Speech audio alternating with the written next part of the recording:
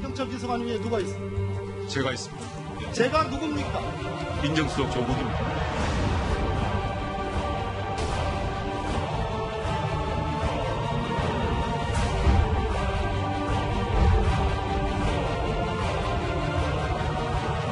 윤석열 검찰총장이 총대를 메고 조국 법무부 장관이 뒤에서 조종하고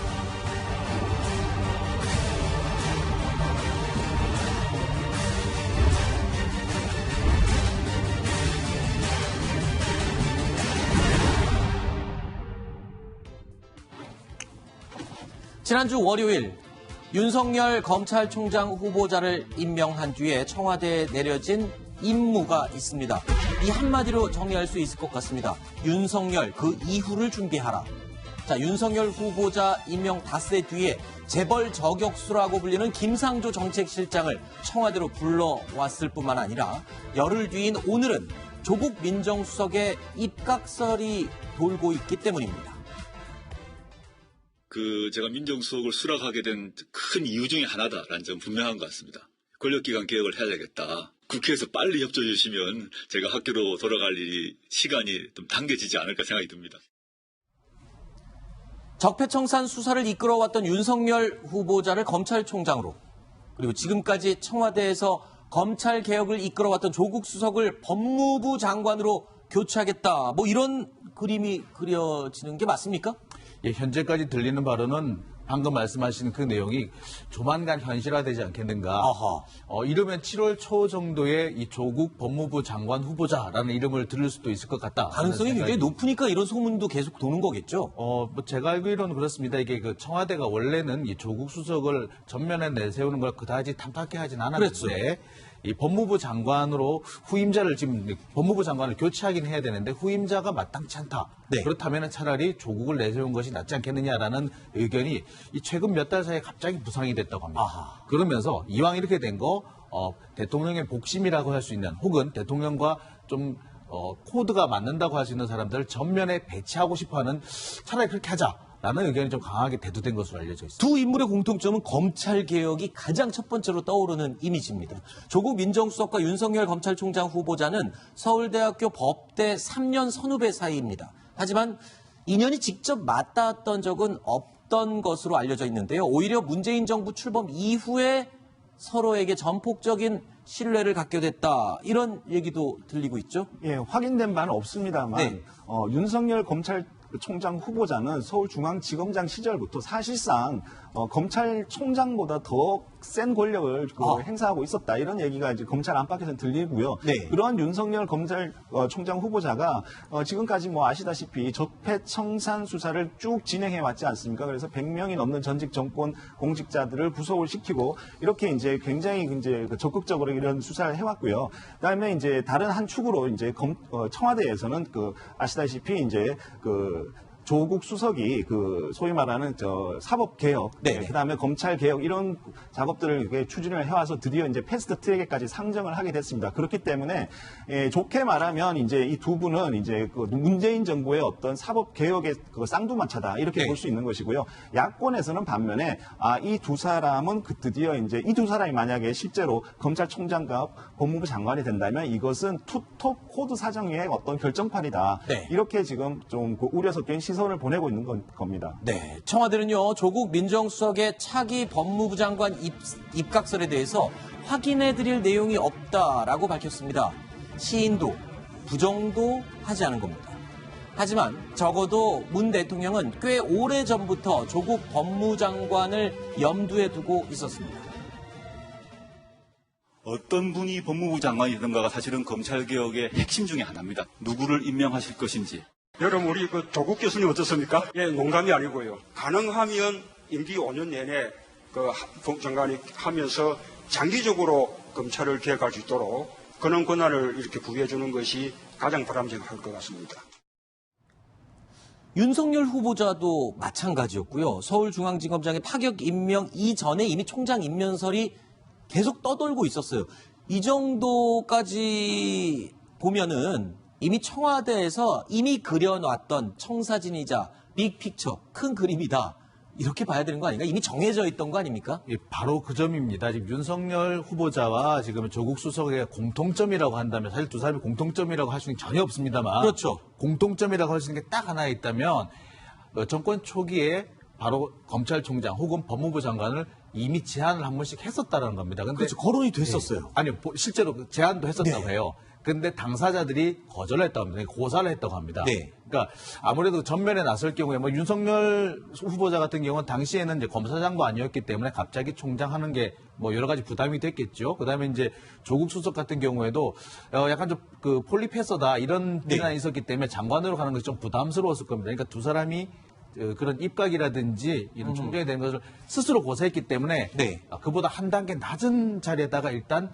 갖다 놓고 네. 그리고 시간이 일정 정도 시간이 지나면은 원래 전쟁을 계획했던 세우겠다. 대로. 이런 생각을 하지 않았나 하는 생각이 듭니다. 조국 수석은 민정수석으로 발탁된 이후에 문재인 대통령의 최장수 민정수석 기록을 넘어서는 것은 불충이다라고 강조를 해왔습니다. 학교로 돌아가겠다는 의지를 함께 피력했죠. 하지만 그 계획은 변수를 만났습니다.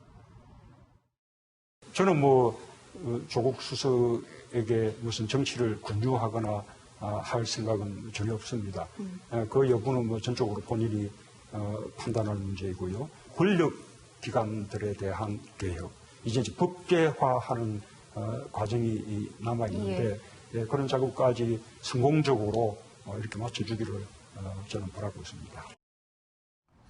문재인 대통령의 분신이 조국 수석이다라고 이 사실은 말하지 않아도 많은 사람들이 시인을 하는 부분인데 사실 법무부 장관 자리는 같은 민정수석 자리를 거쳤던 문재인 대통령조차도 하지 못했던 그런 지금 일이잖아요. 예, 김근태 열린우리당 의장도 전 의장도 이제 얘기했는데 문재인 그 수석이 개인적으로 법무부 장관에 가장 적합한 인물이지만 국민들은 그렇게 생각하지 않는 것 같다 이렇게 얘기했는데 국민들이 왜 그렇게 생각하지 않느냐라고 이렇게 말한 이유는 뭐냐면 민정수석이라는 자리는 이제 대통령의 개인은 아니지만 대통령의 법무비서입니다. 네. 그리고 이제 검찰은 법무부의 외청이고요. 네. 그런데 이 대통령의 법무비서가 법무부 장관으로 온다면 결국은 그 검찰 개혁과 검찰의 어떤 그 독립성 이 부분이 굉장히 침해받는 거 아니냐. 결국 대통령이 검찰을 직접적으로 장악하는 거 아니냐라는 네.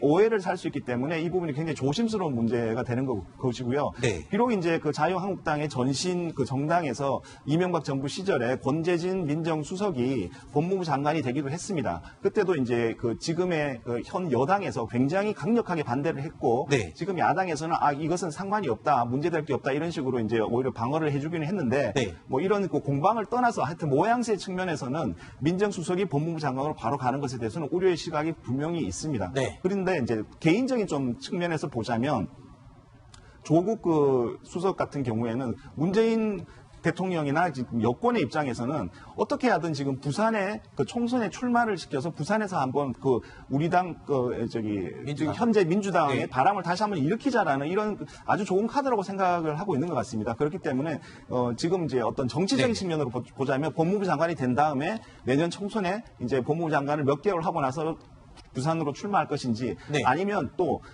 조국 수석에 대해서 이제 또 그 대권 주자로 또 여기는 지금 그 분위기도 있기 때문에 그 조국 수석이 법무부 장관을 좀 오래 하다가 네네네. 혹시나 뭐 이렇게 총리로 가는 게 알겠습니다. 아니냐 이런 지금 그 뭐 시나리오도 나오고 있습니다. 네. 그러니까 조국 수석이 지금 민정수석에서 법무부 장관 자리까지 만약에 간다면 일각에서는 이렇게 얘기해요. 이거 이 정도의 코스면은 뭐 차기 주자를 밀어주려는 그런 의도 아니냐 이런 분석이 나올 수밖에 없죠. 그렇게 볼 수는 있죠. 왜냐하면 이제 현 집권 세력에서만 차기를 생각한다고 보면 그 지역 구도를 봐야 되거든요.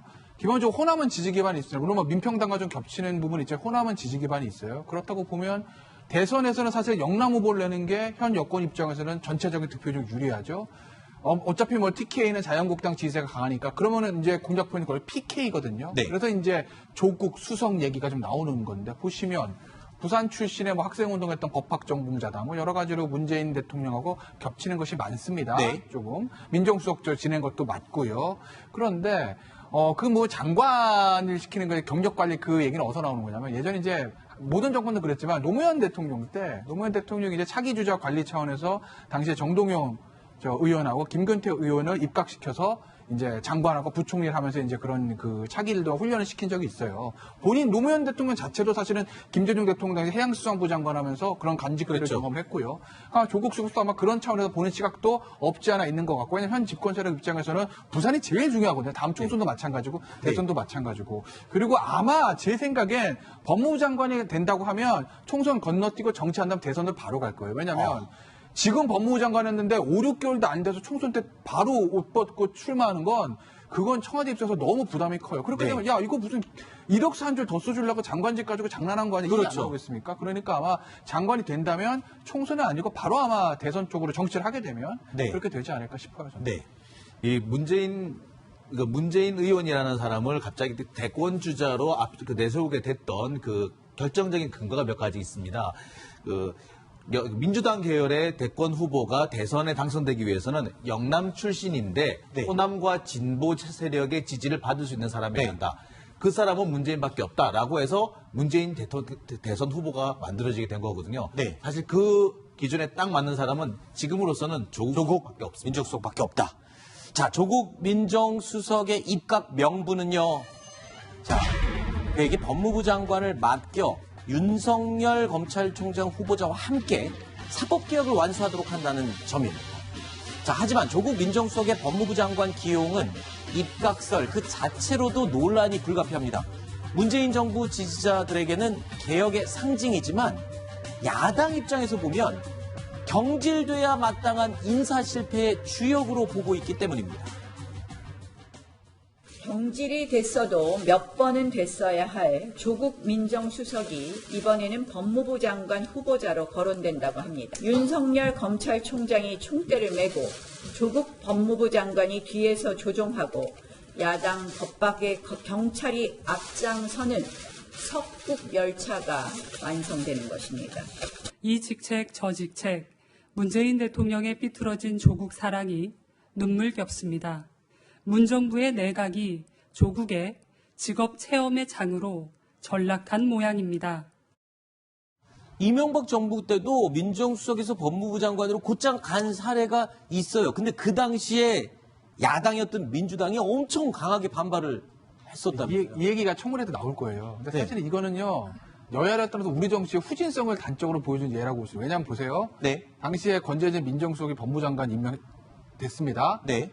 권재진 민정수석 같은 경우에는 어렸을 때보다 당시에 김윤옥 여사와 굉장히 친한 사이라고 그랬거든요. 네. 그러니까 그냥 민정수석이 아니라 대통령과 굉장히 가까운 사이입니다. 조국 수석도 마찬가지죠. 그렇죠. 그러면 대통령의 최측근 민정수석이 중립성을 유하는 장관으로 바로 간 거예요.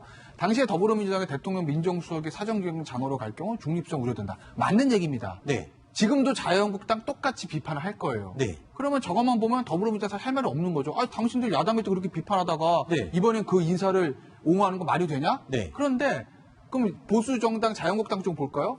저때 권재진 민주당 결국 법무장관 됐습니다. 네. 그때 될 때 당시에 한나라당 의원들이 이거 무슨 상관없다 이렇게 얘기했을 거 아니겠습니까? 네. 근데 지금도 자유한국당 되니까 문제 있다고. 민정수석이 장관 되는 게 말이 되고 비판할 거라고요.